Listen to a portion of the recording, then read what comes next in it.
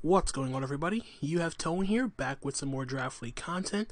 This time bringing you guys the team builder and battle for week 1 of the PBAL, where we kick off the season taking on TDZero, the coach of the Seattle Dragonairs.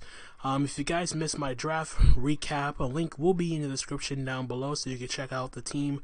What I drafted for the inaugural season for this season of PBAL, which is going to be played in Brilliant Diamond and Shining Pearl. But if you want to skip that, you see the match. You see my team is on the left, and my opponent's team is on the right. So just looking at TD's matchup, the matchup versus TDZero and his Seattle Dragonairs. He has some very, very scary, formidable Pokemon at his disposal.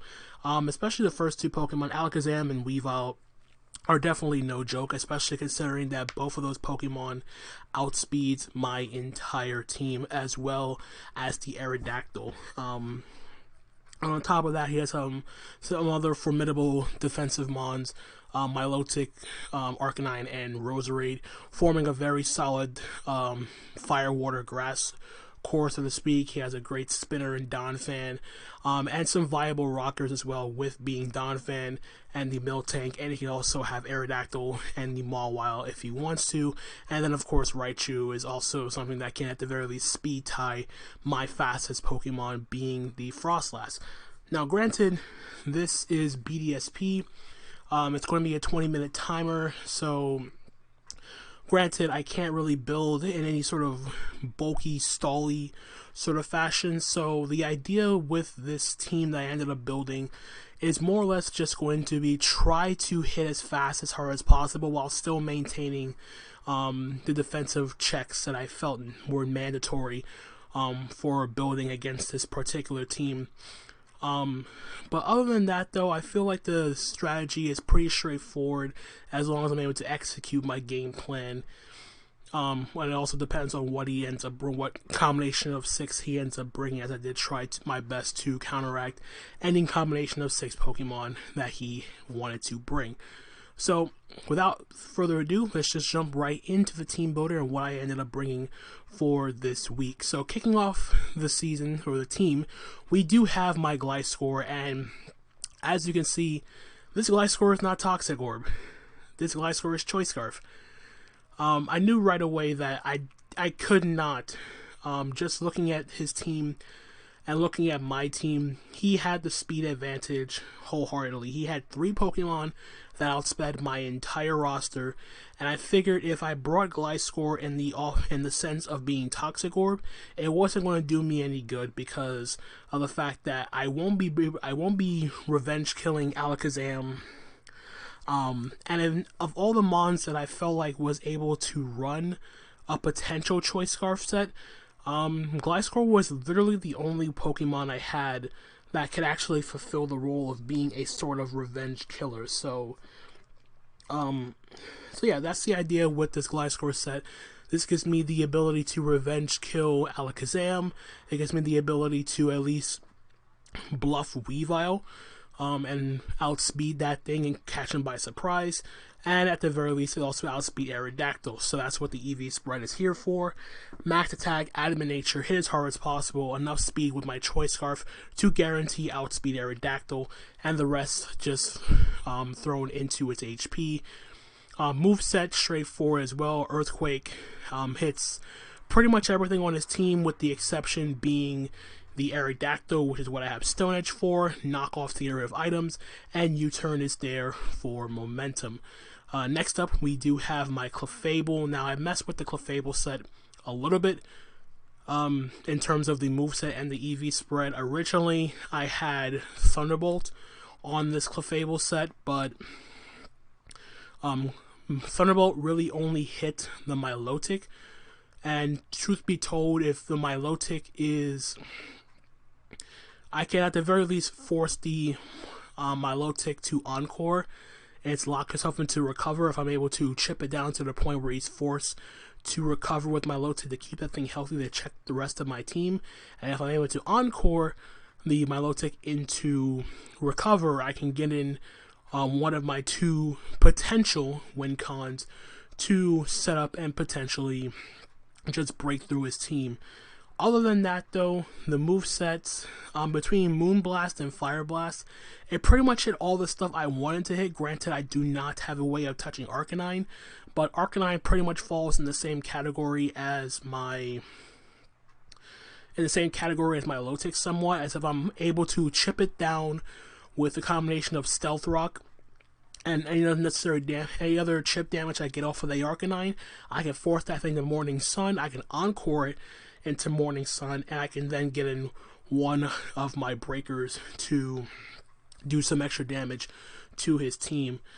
Other than that, though, everything else is more or less straightforward. I think, I don't remember what the exact EVs are for, but I think it's enough to, like, take two unboosted Adamant Earthquakes from Donphan, if I'm not mistaken, and then the rest I just threw into special attack just to hit a little bit harder with Moonblast and Fire Blast, and then of course Life Orb for some little bit of extra power behind my two attacking moves. Next up, we move on to the defensive core of my team, starting with my physically defensive Rotom Heat with Volt Switch, Overheat, Will-O-Wisp, and Hex. The idea with this Rotom Heat is to have a means of having, it has a way of checking both his Weavile. It gives me a ground immunity as well, extra ground immunity, to better have a switch in to Donphan, since Donphan does have knockoff, and it can pretty much, if I can't really switch GLISCOR Harden because I don't want the Choice Scarf to be knocked off by the Donphan. But other than that, though, this is generally a very straightforward status spreader. Volt Switch for momentum, Overheat is my way of doing the most damage to the Roserade, Will-O-Wisp to cripple his physical attackers, and Hex is mostly a filler, but it does give me a way to hit stuff like Donphan without having to worry about lowering my special attack by 2 stages and potentially giving him some setup options like a Nasty Plot Raichu or something along those lines. EV spread, very straightforward, physically defensive, max HP, enough speed to guarantee outspeed a Jolly max speed Donphan before Rapid Spin, and then the rest is thrown into defense. I can also take, I can guarantee take 2 choice baited Throat Chops from Weavile from full, so it gives me an added check to that as well, so I can either knock it out with the Overheat or cripple it with Will-O-Wisp if it is not in range of Overheat. I don't know if Overheat kills off the top of my head, but it depends on the EV spread. So, moving on, we have the second part of my defensive core, and that's my specially defensive Registeel, which is pretty much dedicated here to act as a means of checking that Alakazam, as I would not have any other response for that thing otherwise. It is also my guarantee. It is also my Stealth Rocker. I can pretty much get up rocks on most things. Granted, Registeel does invite in Donphan. It invites in Arcanine. It invites in my Milotic for the most part, but the main idea with Registeel is it's not meant to take on those things in the first place, so I'm not really worried about that. As I said, this is my dedicated switch into Alakazam. It lets me check Roserade, and pretty much any other special attacker, maybe the Raichu, but my Registeel does not have Earthquake on it, as you can see. So the moveset I went for was Stealth Rock, Iron Head, Thunder Wave, and Sleep Talk. Thunder Wave is nice for some added speed control, considering my team is fairly slow in comparison to TDs, and for the most part, it does ease the pressure off of me having to go into GLISCOR to act as a potential revenge killer.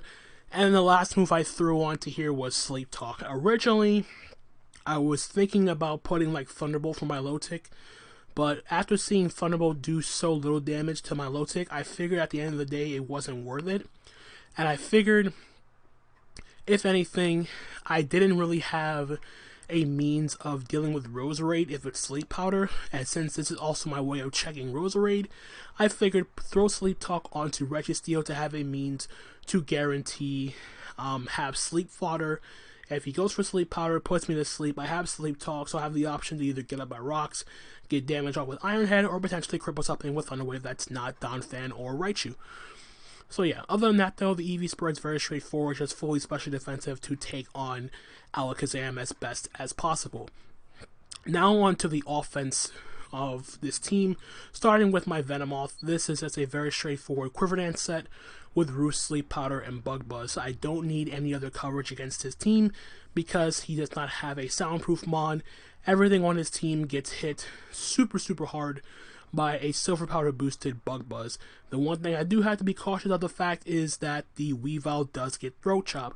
If he goes for Throat Chop against my Venomoth and I'm not faster than him, then Throat Chop can block my Venomoth from using sound moves for 2 turns, and since Bug Buzz is a sound move and it is my only attacking move, I will essentially be walled by pretty much everything else on his team since it's my only attack. But other than that though, Venomoth is a fantastic mon in this matchup just because of the fact that Bug Buzz just does so much work against his team. And then of course Roost and Sleep Powder for longevity and to potentially put something to sleep, and then Bug Buzz I already talked about. The EV spread is a bulky Quiver Dance set, max HP for added bulk, for as much bulk as possible, with the speed being there to guarantee outspeed Aerodactyl after a Quiver Dance, and the rest is thrown into special attack.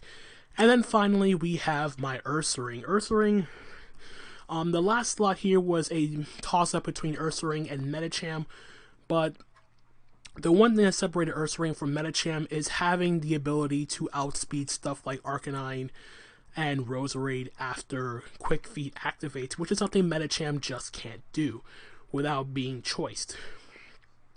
So yeah, Ursaring gives him the combination of both a wall breaker as well as a means of outspeeding those specific mons like the Arcanine and the Roserade if it's not Choice Scarf, as well as giving me a means of not avoiding, like, if I have to deal with like an offensive Milotic if he does opt to go that way. The other nice thing about this is Ursaring's Facade can do roughly half to a Fizdef Milotic even through Marvel scale, which is great. And because of TD's team, I don't really need much coverage at all. The only extra coverage option I need is Earthquake, which is literally only there for Mawile.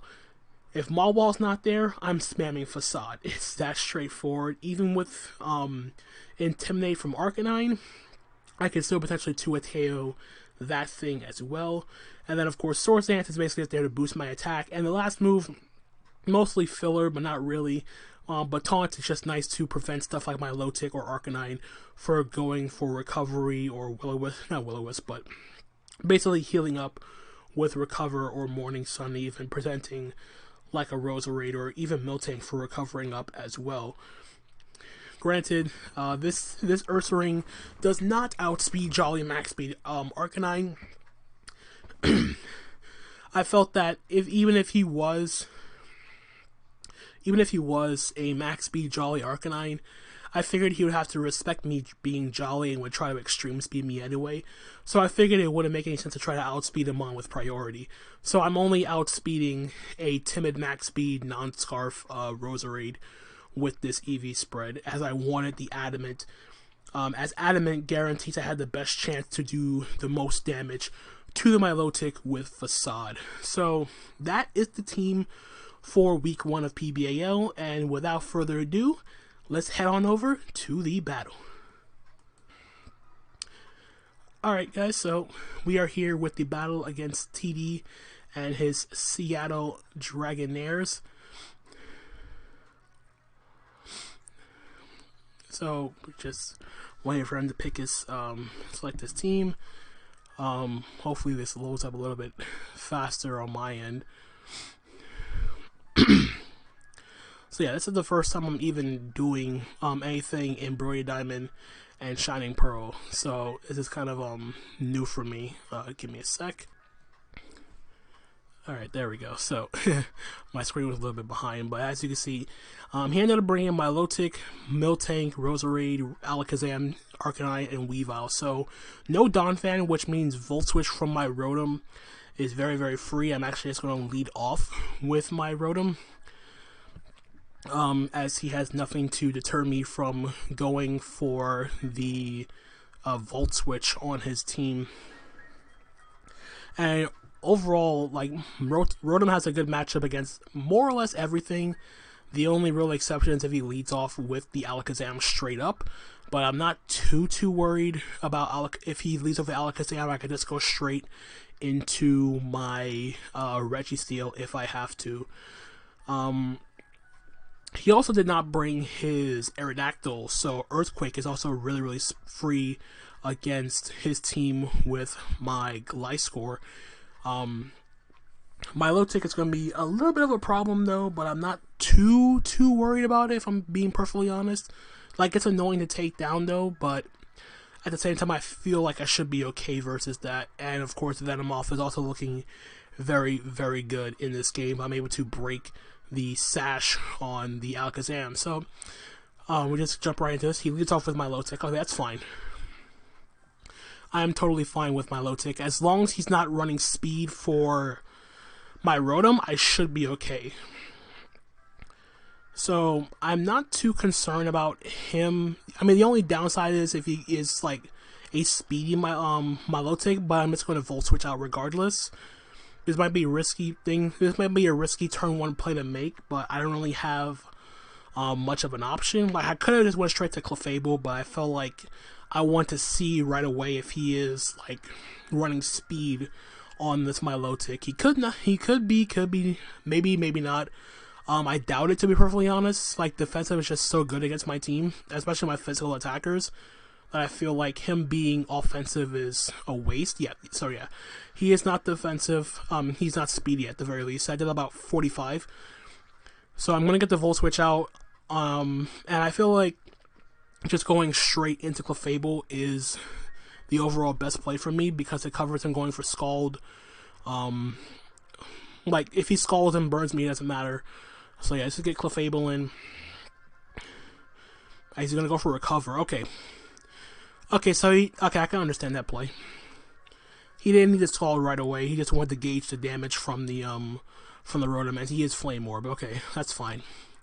So what I'm gonna do here is I'm just gonna start firing off Moonblast. I kind of wish I kept my original spread and outspeeding this, but that's fine. He's gonna Scald me. I am making myself a little bit weaker to Weavile by doing this. I do get burned, but that's fine. Let's see how much this Moonblast is going to do. I am Life Orb boosted. That did about roughly 35%-ish. So I'm just going to Moonblast again, because what I want to do here is force these my low tick into going for Recover and trying to catch thing on an Encore. If I get him to Encore into Scald, that's a little bit unfortunate, but it's not the end of the world.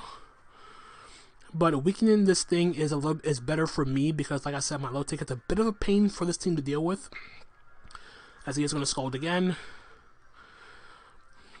And yeah, that's fine. Moonblast. Alright, so now he's forced to go for a Recover here, as he can't afford to lose this thing. So what I'm going to do here is I'm just going to go straight for the Encore. If he goes for Scald again, that's fine, but if he Scalds, then my low tick is kept low, and that's good enough for me. He is going to Recover as I expected. So yeah, we're going to get the Encore off here. Which is going to suck though if he does stay in and Recover again.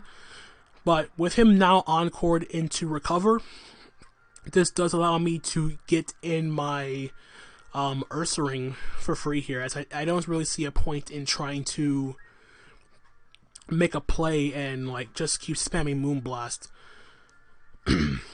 So yeah, I'm just gonna make the play out into Ursaring. He is gonna switch out. The Miltank's gonna come in. That's fine. Alternatively, I could have stayed in and just Moonblasted again, but I didn't really see the point in doing that. And getting in my Ursaring to activate Toxic Orb is a lot better for me. Alright, so Toxic Orb is activated. I should be faster than this. And what I'm going to do here is I'm actually going to SD, because if he's Fist Def if he's Fist Def Miltank, then Facade won't kill, because Miltank has pretty good physical defense.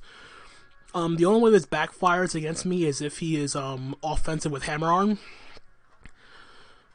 I'm like, alternatively I could just attack there and 2 KO him with Facade, but if he makes that, if he makes the play of milk drinking like he did with my low tick and recovering turn 1, that'd be bad for me. So let's see what he does here. I am going to SD.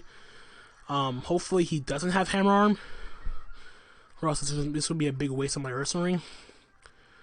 Okay, he just gets up his rocks. That's fine. Okay, perfect. So something's going to die to this. Something's going to die to this Facade. Something is dying to this Facade. So let's just go and click the button. Let's do some damage. He has nothing to take this +2 Facade. If he goes back into my ult, it gets getting 2 KO'd. And hopefully this die, and it does. Perfect. So first kill of the season goes to the Village Crusher in Ursaring. Perfect, perfect, perfect. Brocs are up, which does hinder my Rotom, but I'm not really concerned about that. Same thing with my Venomoth. Again, not really concerned about the rocks for the most part. But yeah, he's forced to go out into his offense now, which is kind of what I wanted, but at the same time, it's whatever. Roser's going to come out here. Interesting. Now, I do outspeed this, but I feel like the way he brought it in makes me think he's Scarf. So, if he's Scarf, my best option would be to go straight into my Registeel. Granted, I am going to be weakening myself for Alakazam, but as long as I'm able to break the sash with something, the potential sash of Alakazam, I should be fine with my GLISCOR. So yeah, let's just make the safe play and go into Registeel. Alright, take the Rocks chip. Giga Drains. Okay, that's fine.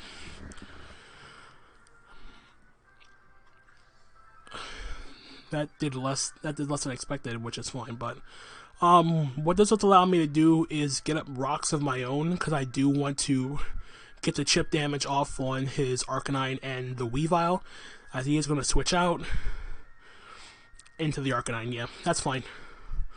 So Arcanine comes in, that's fine. I'm just going to get up my rocks. He shows Intimidate, not Flash Fire. That's also good information to note. I also forgot to mention that my GLISCOR is Hyper Cutter just to deter Intimidate from the Arcanine and the Mawile as well. So now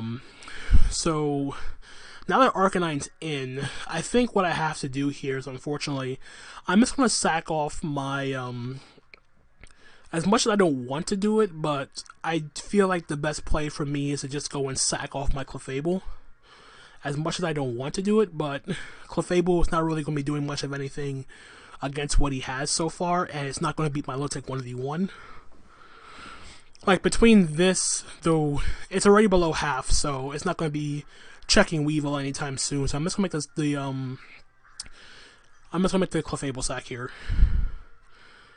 He's just going to Flare Blitz, so yeah, I should knock out my, my Clef. Yep, so Clefable goes down. So he's going to take the recoil damage. And we're going to see Life Orb as well. Okay, perfect. So this does allow me to get in my GLISCOR now and hopefully get a kill. The only way this backfires is if he goes directly into my Lotic. I didn't want to reveal myself being Choice Scarf so early, or that I'm not Toxic Orb, but I feel like getting rid of this would be a lot more beneficial for me, especially for my Venomoth. Like, hopefully it's like, maybe I want a Speed Tie or something, but hopefully he just stays in here and doesn't go my low tick here.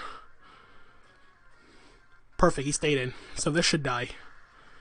And it does, perfect. So Arcanine is down, which is the last mod I needed gone for my Venomoth. I do need to find out how to break the sash, the potential sash on that Alakazam. But other than that, though, Venomoth is looking really, really good now, especially considering that the main bug resist is gone. Well, resist in quotation marks, but still. My Lotic comes back out now, which is fine. I don't want to risk this thing taking a Scald or an Ice Beam or whatever. So what I'm going to do now is just make the play and go back out into my into my Ursaring here. And I only make the Ursaring play because I know for a fact that I can definitely take a Scald. After Rock's Chip, I can still live Rocks plus Scald plus, Rocks plus Scald plus Toxic damage. As long as he doesn't crit me. Okay, he just goes for Recover. I'm fine with that. I'm totally fine with that.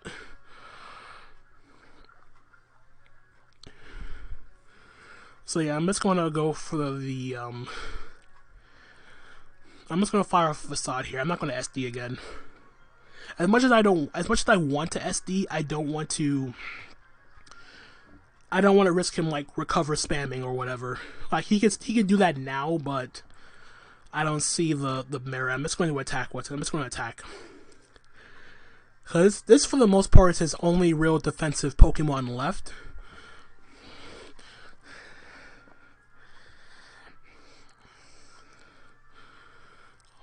So hopefully I do roughly half to this Milotic, like Facade plus the burn damage.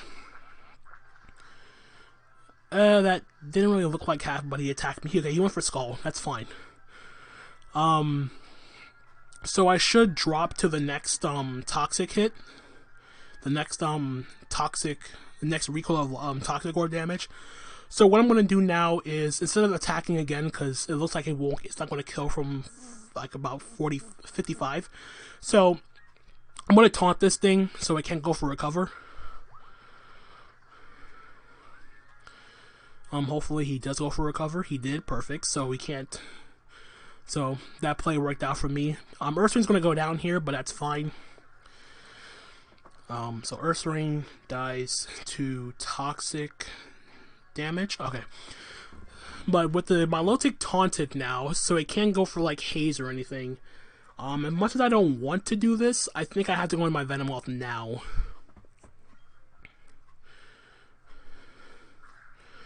So yeah, Venomoth comes in. I take the Stealth Rock damage. But the fact that he's taunted means he can't haze me or anything. So he's forced to attack me right now. So I'm just gonna quiver up. I'll just quiver and then +1 silver powder boosted Bug Buzz should still kill. Yeah, he's just gonna Scald.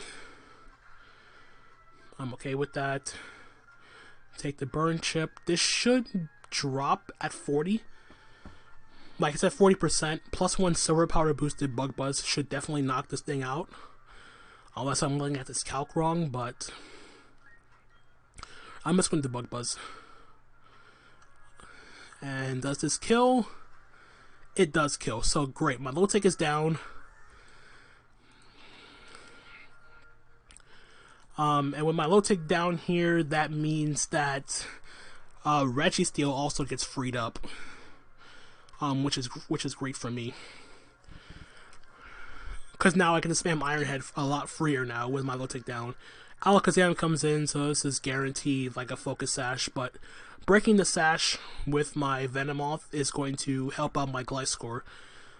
Granted, I wanted to be the other way around, but yep, there's a Sash.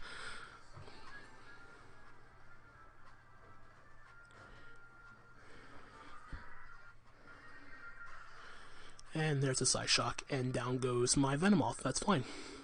Crit didn't matter. But what this does allow me to do is go back into my GLISCOR and get my kill. Because now I get to spam Earthquake. I guess alternatively I could U-turn. But regardless, I think just Earthquaking is my... I feel like Earthquake's my best play. Because I really don't... I mean, I could U-turn out, but I feel like I want to at the very least force the Weavile in. So let's just Earthquake.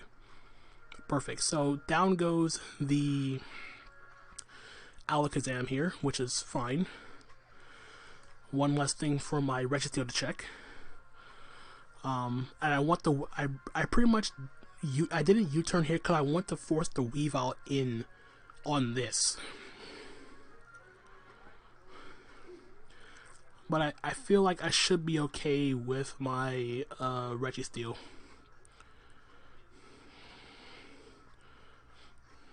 Like, I think I should be fine. Like, the only bad thing was if he's like banded throat chop. But I think I should be okay. Like, I think at the end of the day, I'm probably gonna win this game with my Registeel.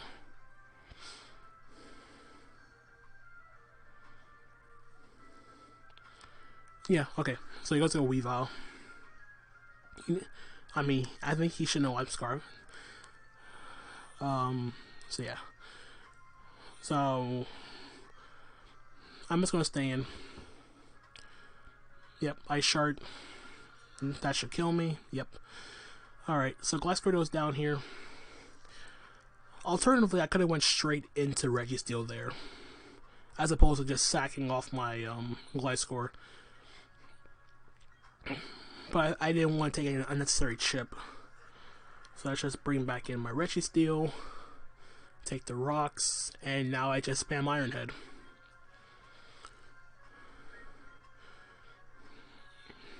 Okay, so he's gonna switch. I don't think he was Life Orb though. I guess he was banned. I'm assuming he's banded. Because he didn't try to brick break me. Take the rocks. Iron Head. That looks like a 3-hit KO. Yeah, but this Rose Rage shouldn't be able to do anything to me. I think it's best move to hit me with a Shadow Ball, so I'm just gonna keep spamming Iron Head. Yeah, Shadow Ball. Yeah, that does nothing. So this should be a 2-hit KO, and it is. So I think even after this next Shadow Ball, I should be out of range of banded Brick Break from Weavile. No crit, good. Iron Head. And that knocks out the Roserade. Perfect. Alright, so now all he has left is the Weavile. And I think even crit doesn't knock out Registeel, so I think this game is in the bag.